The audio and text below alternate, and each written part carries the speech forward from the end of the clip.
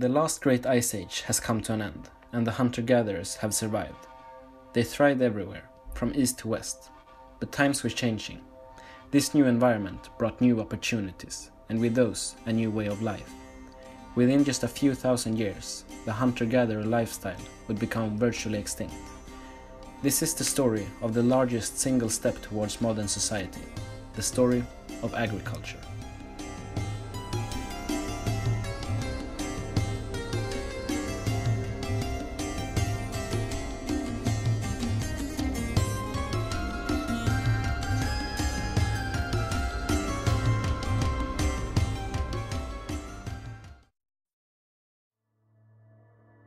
By 12,000 BC, human technology had entered the Neolithic era.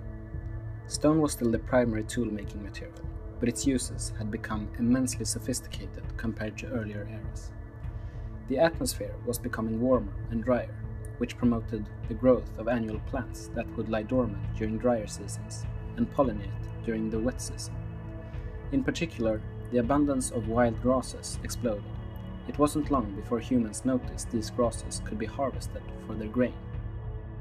This grain could be harvested and stored over longer periods of time due to one defining feature: it did not decay.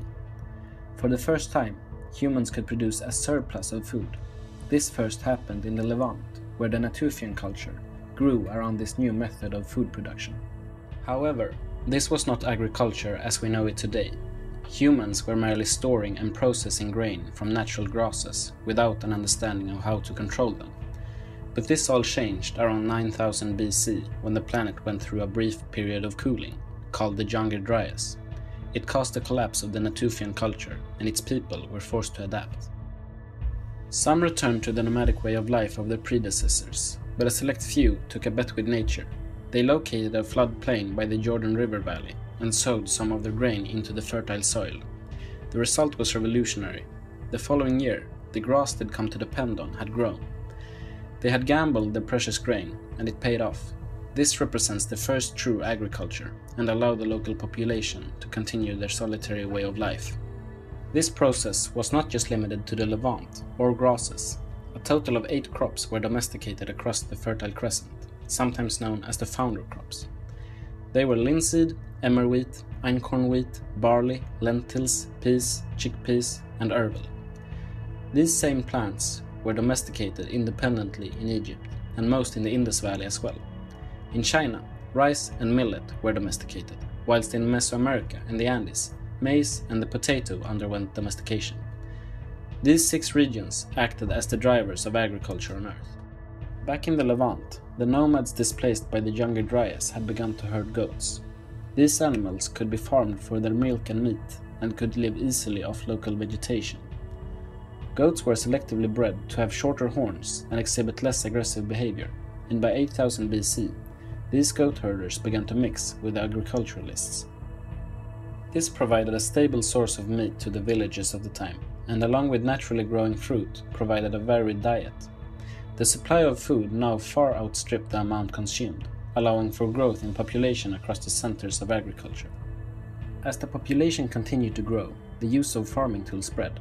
Soil was kept fertile using plows, and the process of harvesting was eased by sickles, whilst the arrival of new cultures such as the Halaf around 6000 BC prompted the introduction of pottery. Pottery in particular became significant for a number of reasons. It was primarily used to store excess food and water, but over time also became a medium for creative expression. In addition, pottery became one of the earliest specialist occupations, as potters could trade their goods for food.